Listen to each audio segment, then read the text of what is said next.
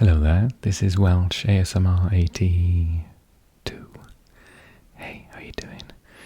So this is an ASMR video helping you to relax and maybe even drop off to sleep. I hope you enjoy it. And we're going to be talking about the World Cup final to begin with.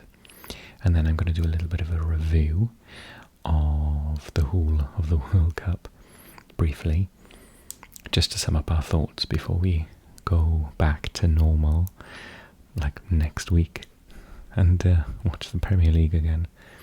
So yeah, that's what this video is going to be about. I hope you enjoy it. Heavy wind and rain outside in Wales, so if you can hear it in the background. Yeah, let's talk football in today's video about, of course, the World Cup final. Okay, first and foremost, wow. What a final. I was watching it thinking, oh, it's going to be a boring 0-0. Well, I didn't really watch it. I did watch it. I didn't watch it thinking that. I thought that before.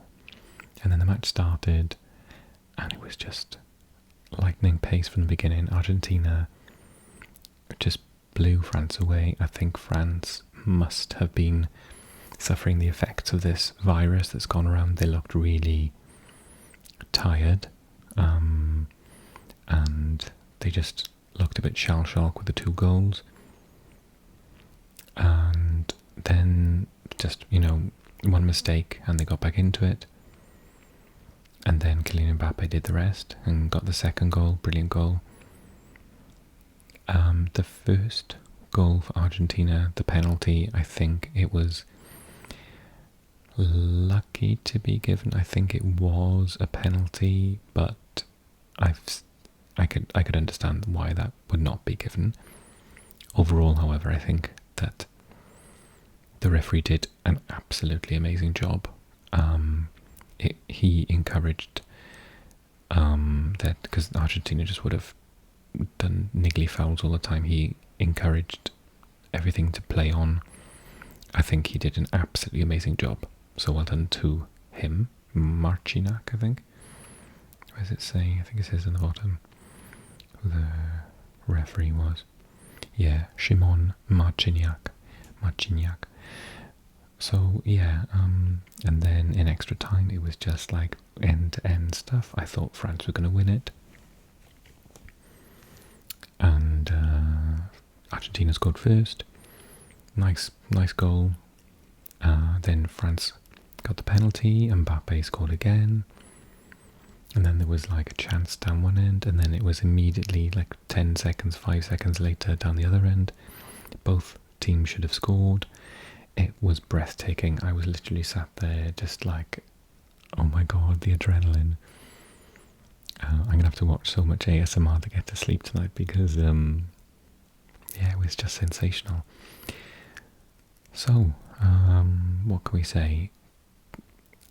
I think on balance, Argentina probably deserved it a little bit more, due to the fact that France basically didn't do anything for 80 minutes. It was the worst I've seen, not just France play, but I think any team in the tournament. I was just so shocked. I was watching it thinking, oh my god, if they just win this 2-0 Argentina, there's going to be some scandal that comes out afterward that, kind of like the World Cup in France in 1998, that something's happened the night before. There's clearly something wrong with the players. What has happened? Are they ill? Have they had an argument? What's happening? Because they were terrible. They were absolutely awful.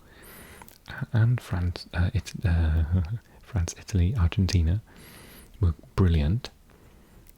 But I remember it clearly on the 53rd minute. You could see them just like trying to waste time, and I thought, oh, hang on now. It's the worst thing you can do as a footballer, because when you slow down, particularly that far from the final whistle, if you slow down, it's nigh on impossible to speed back up. And then obviously what happened was they got the penalty, and then all of a sudden the adrenaline was just taking the French players, and they'd taken off quite a lot of the old guard and stuck on the teenagers and the young kids, and they had fresh legs, they had no fear, they had literally nothing to lose.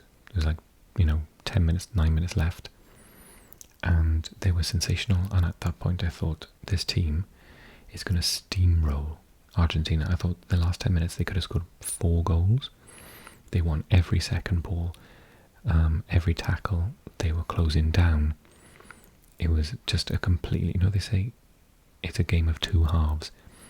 It's a game of 80 minutes and 10 minutes. It was just like a completely different. If France had shown up like that at the beginning, it would have been 5-0. And then they had to leave space, obviously. But it was the least cagey extra time I've ever seen. It was fantastic. I have to say, I loved it. And I think it's a really fitting end to what has turned out after all that controversy at the beginning, all of the sort of negative vibes about it being in Qatar in the first place, all of the people that unfortunately lost their lives building the stadiums, the attitude of Qatar and their representatives against the LGBT and community, and the way that at the last minute FIFA, banned the armband that England, Wales, Netherlands, a couple of others, France, were going to wear. How the Germans, felt silence and they felt like they needed to do a protest. And there were loads of empty stadiums, and there was loads of people who were being paid by the Qatari government to fly out to be there to represent their countries. Plus, they were just like random people paid from the street to come in and just support random teams, just to make sure that there were enough people in the stadiums. And I thought, the first couple of games in, I thought, oh my god, this is going to be like a complete disaster. They're going to have like no one in the stadiums, and there's all this controversy going on, and actually in football, and there were quite a few 0-0 draws, if you remember, at the beginning. And then once the tournament just got going, I'd say by like match day 2, it was just, I think it's probably the best. Is it the best World Cup? I think it might be. My first World Cup was France 1998, and I remember that being like an amazing World Cup. 2002 was even better. 2006 was worse. Germany was a bit boring. Loads of 0-0 draws and 1-0 wins. And then the Brazilian one was pretty good in, what was that? Lost count, 2010. And I was at South Africa, and then Brazil. South Africa was alright. Although, we were going through the phase at that point as well of teams not having a striker. So Germany and Spain made it really well. Spain won the tournament, didn't they, in South Africa without a striker. So it's just like pass it around and the opposition can't score and you get 1 goal from like a corner or something. And then we had the World Cup in Brazil, and that one was okay as well. A couple of, crazy results with the Brazil, Germany and stuff. But I thought that was getting back to better. The Russian World Cup wasn't too bad, actually. And again, going into that one, there was a lot of controversy. All these rumours that the Russian Federation had, like, basically moved out all of the racist supporters from the area and all the ultras, so they wouldn't cause trouble, and just like put them on a train to Siberia or something, to make Russia look, really good. And it was good. It was a good tournament. But this one has just been sensational. All the shocks: Japan beating Germany, Korea. Who did they beat? I can't remember. Tunisia beating France. And then you had, who beat Brazil in the last round? Was it Cameroon? And then you had Morocco get to the semi-finals, and arguably that should have been a penalty really against France. So they came fourth. Croatia came third, so they came second last time, third this time. France beat the Hoodoo, loads of records set. Mbappe scored a hat-trick in the final, so the first since Jeff Hurst in 66, whatever it was. Messi set another record. He is the only player to have scored in the group stage, round of 16, quarter-final, semi-final and final. And the amount of goals that people were scoring was amazing. Yeah, so, and obviously to see some old teams get back in, like Wales and Canada, that haven't been in a World Cup for a while, was just really amazing. And Qatar's first World Cup themselves as a nation, first African side to reach a semi-final, first Arab nation to win, to get to a semi-final. Yeah, it was just superb, and the amount of African teams and Asian teams, I was worried before the tournament that they wouldn't do that well, but overall I think it was just sensational, and yeah, I really enjoyed it from start to finish.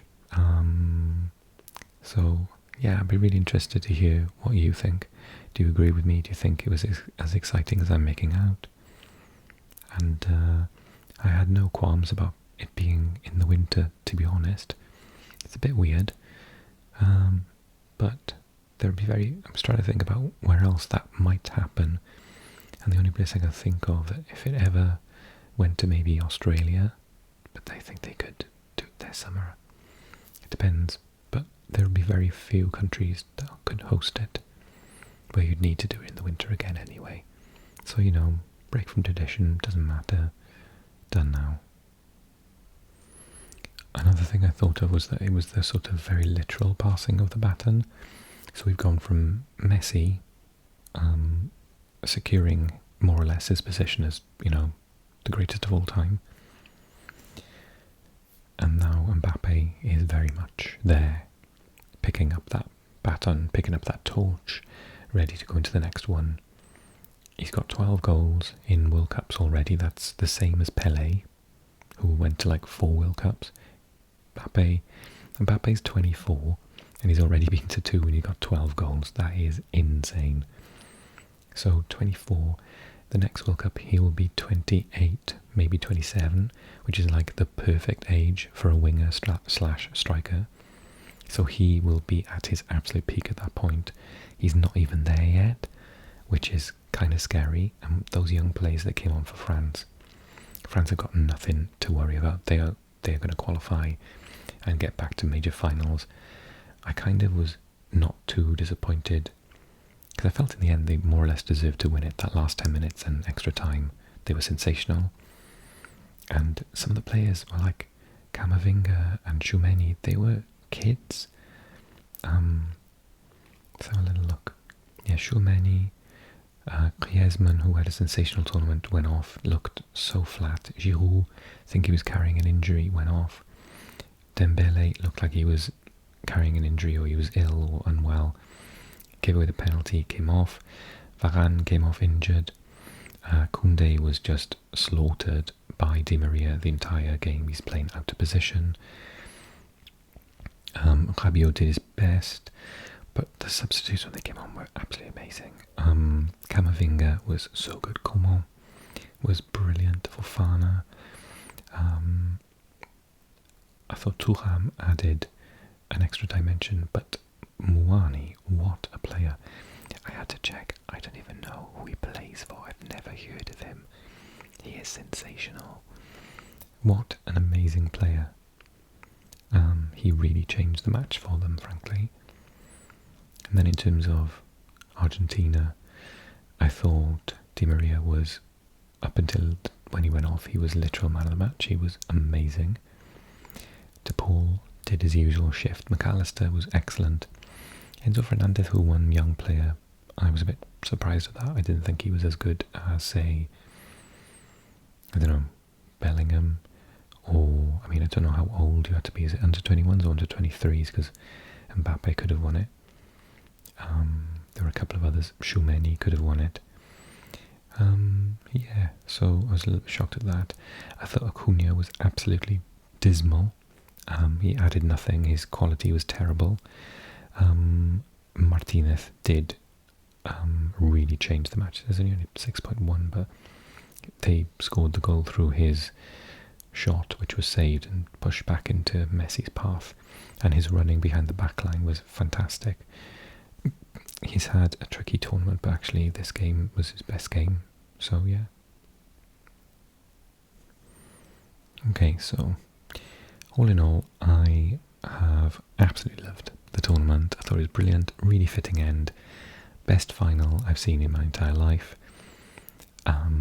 particularly with the World Cup, but just in general, it was literally amazing. It had everything. And let me know if you enjoyed it as well. Drop me a comment, leave a like on the video, and yeah, I'll really enjoy reading your comments, so make sure you do those. And don't forget about my Patreon if you want to support the channel a bit more, but you can just support me by watching the videos. That's all I need, and that's all I want really, so thank you so much. This series has come to an end for the time being. More international matches coming in March, when we start the qualification for the European Championships in Germany in 2024. So the qualifiers for those are starting in earnest in March. And until then, we'll just go back to league football, and I'll start doing the regular weekly results matches and try and get back into doing the deep dives into clubs as well. So look forward to that. Okay.